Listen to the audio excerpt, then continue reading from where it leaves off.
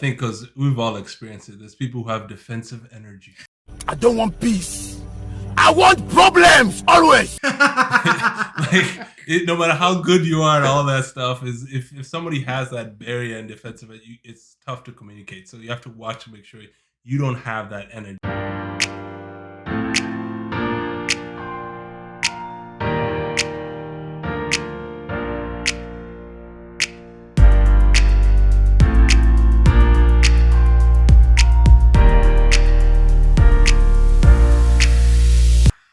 Welcome to Tea Time with your Dara family. How you doing? I'm Phoebe. And I'm Paul. Today we're going to be talking about how to communicate effectively. And I'm not going to lie, I don't feel qualified because you never really arrive when it comes to communication. It's an ongoing process. You kind of have to sharpen your skills every now and then. Every argument, every conversation, you need to pick out what did I do, what can I improve on, and stuff like that. I think actually she's lying. She's actually great at this.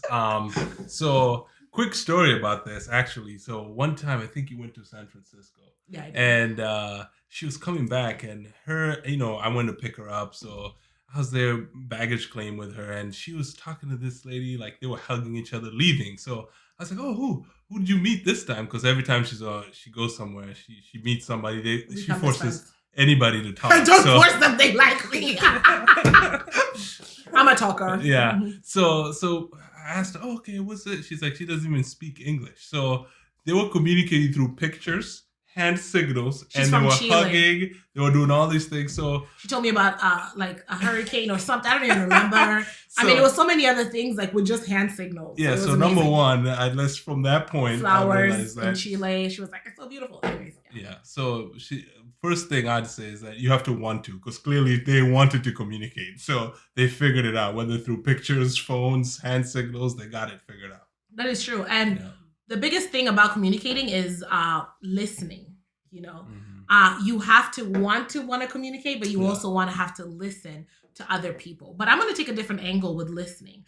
I think when you're talking to somebody and you're communicating with somebody, you need to figure out, like, is this somebody that I'm harboring unforgiveness to? Because I think most people don't realize you show up in the world how you are inside. Yeah. So like if you're harboring unforgiveness, bitterness, you're not going to be communicating. You're going to be rubbing people off the wrong way. You're not going to really be communicating well with people. Like if you have something with this person, it's better to like forgive them if you're going to be communicating with them. Like if the last meeting with this person was really toxic, you might want to leave that one alone or hash it out so that you can communicate what you're trying to communicate. I think a lot of people with communication don't talk about it. They're like listening, body language, all these other things, but we don't talk about the things of the heart that really transcends all those little tips and tricks, because your energy is flowing through whatever it is that you're trying to communicate. Yeah. So if you have unforgiveness, bitterness with the person you're trying to communicate with, I would say work on that first, so then you are able to talk to them correctly. Yeah, I think because we've all experienced it. There's people who have defensive energy. I don't want peace. I want problems always. No matter how good you are and all that stuff, is if somebody has that barrier and defensive, it's tough to communicate. So you have to watch to make sure you don't have that energy. You're willing and open to communicate. So if you want to communicate effectively, you need to work on the 3 areas. My husband mentioned one of them is you have to have the desire. So you have to have 3 things: knowledge, skill, and desire. So even if you want to communicate effectively, you might not know how. I was reading in a book. What's the name of the book? Habits of Successful People. 7 Habits of Highly Successful People. I think that's the book. Yeah, it is. And it was talking about this guy. He wanted to communicate with his kids effectively, but he wasn't able to because he wanted to, but he didn't know the skill. So he had to go get the skill. So you can have the knowledge, but you might miss the desire. You might know body language.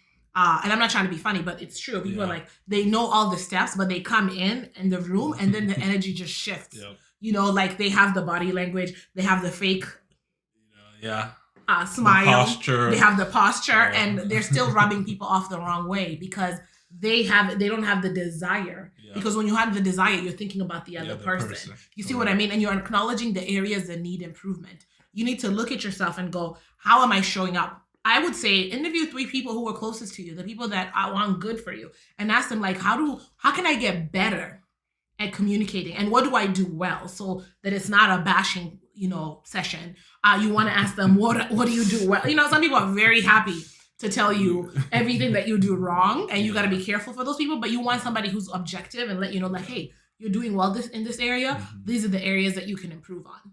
And for me, I'd say this is an area where I needed to work on. Honestly, when we first met, I think we met earlier, but when We met at first 15. started dating, that's an area that I was, for a lot of guys, it's a hard area. So he who findeth the wife findeth the good thing. So Amen. my wife definitely, that was her strength. So she definitely helped me work on that. And you know what? Sometimes that's what you need. You just need help. So that's it. And vulnerability, Yeah. it's not like my husband was couldn't express himself. He just wasn't vulnerable in the areas that needed to. Again, communication is also about vulnerability. Yeah. Most people will say body language and all these things, but vulnerability helps you communicate effectively. When people know you're being authentic, they want to hear what you have to say. No one cares what you know until they know you care. Yeah. So if you don't care about other people, you don't have the desire to communicate with people effectively, it comes off. Yeah. If I'm just trying to talk at you and not talk to you, Yeah. that comes off really, really you know what I'm saying? Right 100%. away. So for me, I would say, check your heart when you're about to talk to somebody. Yeah. They say listening is important. It's active listening. I would look at it like a puzzle. You're doing a puzzle and the person has another piece.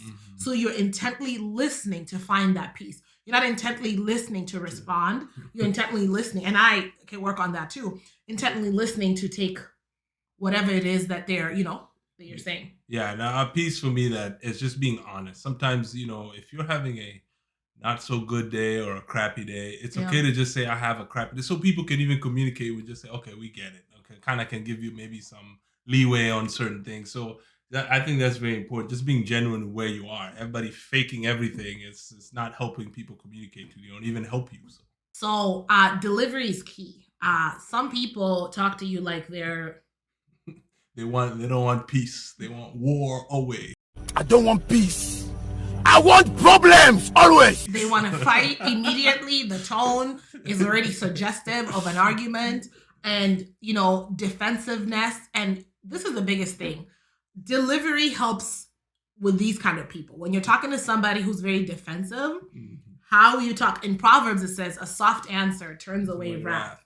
So be gentle, be a peacemaker. Even though this person most likely does not deserve it, but you also gain nothing, you won't communicate with them effectively if you come into I always like to say, don't run to people's fires, bring them to your peace. Because some people are so willing to have you burn with them and then point out, get you so heated, you say something out of pocket, and then they're like, oh, see, that's how and they got you. You know what I mean? So have self-control and don't allow yourself to get there. I've learned that. For me, I wait 3 days if somebody's maybe really angry, to assess and then to talk to them. That's something I realized I needed because I'm quick with the tongue and I'll say things I don't mean and they've already been said. So I actually have a rule to myself that I wait 3 days before I talk to somebody because I'm not going to communicate effectively. It's not going to do anything, other than just war all the time. Pay attention to nonverbal signs. Have you ever seen somebody make everybody upset in a room and then don't even see it? It's not like they don't care. They genuinely didn't read the room. They did not read the room. Yeah. Everybody's upset. They think it went great and nobody can. It's even hard to tell this person. So pay attention to nonverbal cues. Pay attention to body language. You see what I'm saying? Those are the things that you need to look at. Another thing that I'd say in marriage or friendship or any relationship with a human being, people are not mind readers. Okay? If your husband, if you think he should be more romantic, let him know. Stop getting upset with somebody when you didn't convey what you're going through. It's really upsetting to think that people are mind readers. If you have a friend and you're like, they tell you what's going on and then you get mad at them later, you're like, I had a really bad day. You have no idea. You didn't tell me you were having a bad day. I wouldn't have had, if you're calling me and all you want me to do is listen, specify that. Because for me, as a solution-driven person, Oh yeah. I'm gonna go immediately to, okay, this is great. I mean, there's certain things I can't, like death, sickness. There's certain things all you can do is listen and be a shoulder to cry on. But there's other things we can get to working to this so that you don't have to deal with this anymore. But if that's not what you wanted, let the person know. I think that's good for marriage tip communication. Yeah. Sometimes it's just listening. That's what you Yeah. go figure But out let the the person know. yeah. Don't get upset about people about being human. I can't even talk. Don't get upset. What am I trying to say? Don't get upset at people for being human. Yeah. You know what I mean? They're also reacting to their humanity, and with they don't know. You didn't tell them, so don't do that. Don't expect people to just cater to what you're not communicating. Ooh, see that? Mhm. Yeah. Anyways. Another thing is make things simple. You know, that saves you a lot of issues. You look at even Jesus, the greatest leader of all. He made things simple by just making sure that, you know what, if you have this group of people, tell them a parable, something that they can relate to, something they can tie together. So keep things simple. You know, we've all been where somebody comes in and makes things so complicated. Now everybody else doesn't even, 90% of the room doesn't know what they're talking about. Yeah. You know, we've all had those people at work sometimes who make things way too complicated than need to be. So we all know that. Make things simple. Yeah, using a vocabulary that Webster is still trying to put it in the book. Like, it doesn't make any sense why you need to use... You can't use inside jokes on YouTube. Anyway, people who refuse to adapt and understand that nobody knows what you're talking about. So we all you want us to think you're smart, but none of us know what you're talking about. So who's really dumb here? You didn't get anything accomplished, because I would say if a fifth grader can't understand it, it's too complicated. Even if it's a business pitch, anything. Like, if you make things simple, people want to be a part of that. They're like, it's not complicated. I can see it. But if you're complicating everything, nobody. Can you imagine going on a date and somebody is complicating like how your relationship is? You're not going to sign up for that. No. So it doesn't work in any arena. It doesn't work at work. It doesn't work with family, friends, and it definitely doesn't work in marriage, because nobody wants to be married to a stiff butt who can't just simplify things. Okay. Anyways, benefits of communicating effectively. Like, I would say a happy marriage. Amen. Your husband, your wife knows where they stand. Your friends know where they stand.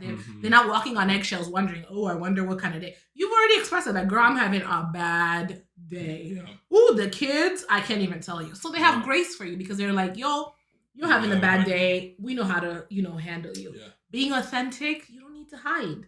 People know. They're like, hey, Phoebe's always going to keep it real. Paul's going to keep it real. You're going to keep it real. You know what I mean? I mean, within reason. There is such a thing as oversharing and lack of boundaries that you need to see, because there's certain things that are just going to make people think you're crazy. You have to understand that not everything that is in your life is for others. Some people just want to talk about you. So that's another topic. But as far as communicating effectively, is that you have to want to effectively communicate, which is the desire. You have to get the knowledge, and you definitely have to get the skills. Yes. You see what I mean? And practice. I would say talk to 3 people and ask them, like your close friends, like, hey, how do I communicate, well, and what do I need to improve? And, take that to heart. Don't be defensive. Let me tell you something. People will eventually stop telling you the truth. Yep. If every time they tell you something, you get into a heated argument, you will be an island by yourself, and no one will come to rescue you, because they're afraid that you're going to take them down with you, because you are going down. Yeah. If you cannot be corrected, you're limited to the knowledge in your own mind. Yeah. You can't see your blind spot. You need somebody who can see. You see what I mean? You need somebody who's not emotional to your situation. So communicating has everything to do with how you take correction, how you listen well, like compassion, like loving people. Because if you love people, you care what's in their heart. So you want to hear them out. You know what I mean? And also, just the last thing, communicate is how you're going to grow yourself. Honestly, if you want to, provide for your family, you want to do these things, you have to be able to be a good communicator, for your job, for anything. If you're trying to do something, collaborate with people, or even a business deal, you have to learn to communicate. So the benefits are, it takes the limits off of just you as a person, but now working with people, and you can do more with people together. Yep. So. And change is hard, but it's worth it. So Otherwise, like, comment, subscribe. If you haven't subscribed and like, I almost said, why are you here? I'm glad you're here. But, don't be a taker. I mean, give back. This is how we reach more people. Don't be one of those people who's like, I wish there was more positive stuff out there. Well, the positive people don't get support, and they quit. So there's not a lot of positive going out there. So I think something that you can do is share this video with 5 people that will be encouraged by this. Yep. Anyways. Especially if you want peace and not war always. Share this with your wife and your husband. Anyways. And remember, tell your friends and your enemies too. Peace out. Yeah.